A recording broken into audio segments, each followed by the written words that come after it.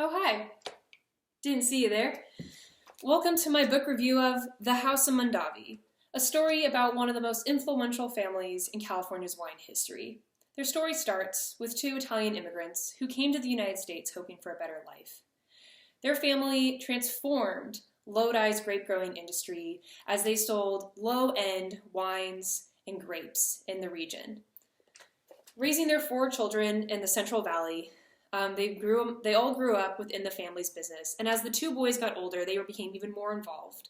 And Robert Mondavi had ambitions to expand the family's business further. He saw opportunity in Napa Valley at an abandoned winery, which he helped purchase with his father and his brother. The family worked there for a few years, helping to expand Napa's wine industry, and their influences are the reason why Napa Valley is what it is today.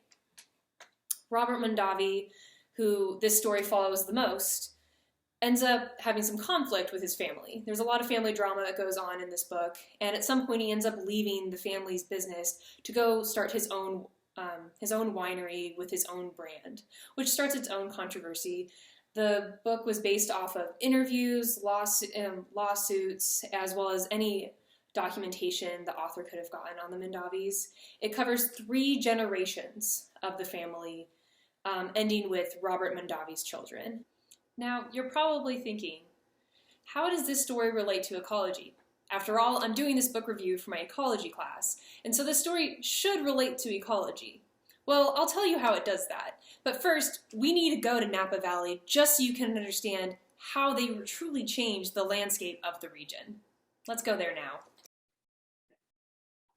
All right, now that we're in Napa Valley, California, hopefully you guys can see the influences that the Mondavis had on this area. Because you see, all these vines behind me were not really here before the Mondavis came here.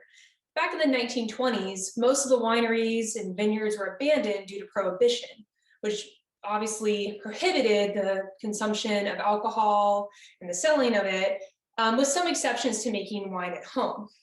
Because of this, all the wineries were abandoned, or most of them were abandoned, or they weren't managed at the time. And then America's taste for wine shifted to sweeter wines because that's what people were producing at home. And no one really wanted these fine wines that are more typical in Europe. And so because of that, our industry was seen lesser than old world wineries. And what few wineries we had were not producing basically good wine. And also at that time, a lot of this was prune trees. So picture that all these vines behind me are actually prune trees. So there's prune farmers as well as farmers of other crops. And vines were in this area, and if you were to find vines anywhere in California, it would be here. It just would not be to the scale that it is today. When the Mondavis did come here, they purchased an old abandoned winery that they called Krug Ranch. This was the first winery from the Mondavis.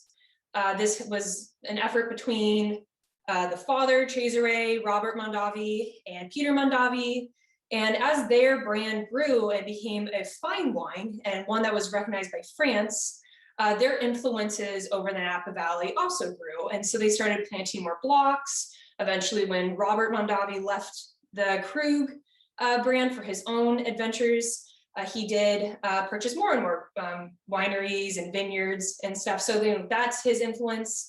And there was, back at the time when they were trying to grow the wine industry back then, they said that, our success is everyone's successes, because one good winery is a good winery for everyone in the area, just as one bad winery is a bad winery for everyone in the area. Basically meaning that if you have one person that's really succeeding in the wine industry in your region, that's going to benefit all the neighboring wineries. And so Robert Mondavi used to actually hold weekly, monthly conferences with other vintners and stuff to talk about what they learn in the industry, so that way everyone can use their combined knowledges to succeed at this time.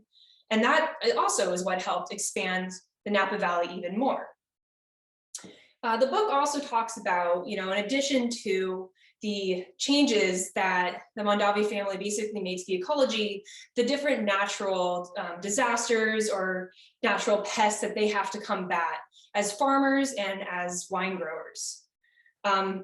They have to deal with heat waves, And very often that will actually cook the wines, and the industry has now developed systems, obviously better refrigeration and stuff to protect the actual wine barrels, but it still can burn off the grapes, and that is very detrimental to the wine industry even today. Sometimes the weather actually helped them. Robert Mondavi, in his first year with his new winery, was actually benefited by an unusual cool season that postponed harvest even longer.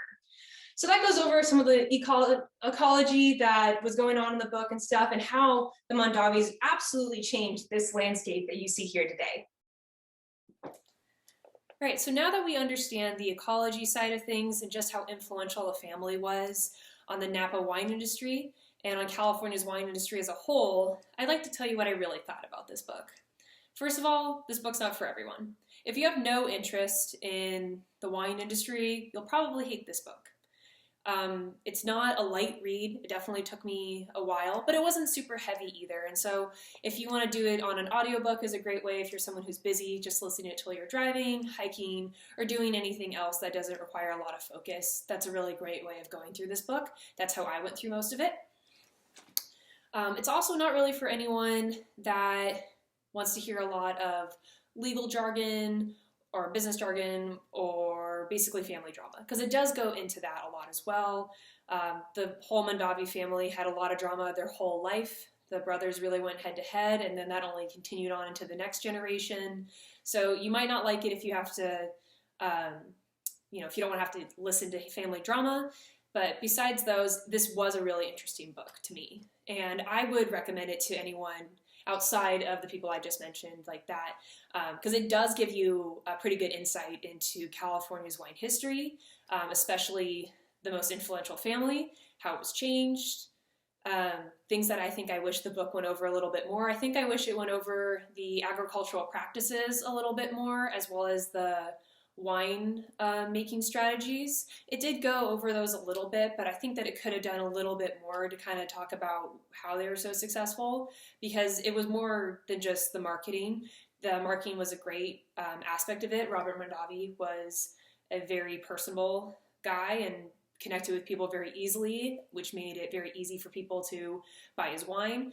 But, the wine had to be good for people to keep buying it. And so I would kind of like to hear a little bit more about the different winemaking techniques through the years, and also what happened that made the wines reduce in quality. The main reason they think is because they expanded so much that they couldn't really focus on small things, which ended up being the winemaking process as well. But I want to know what changed in their winemaking. What was the winemaker and stuff like that. I think that's where I really wish the book highlight a little bit more, because it goes into a lot of detail on other things.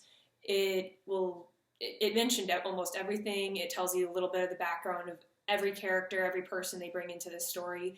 So it was actually very insightful and very interesting to read. I just wish it went over those things a little bit more.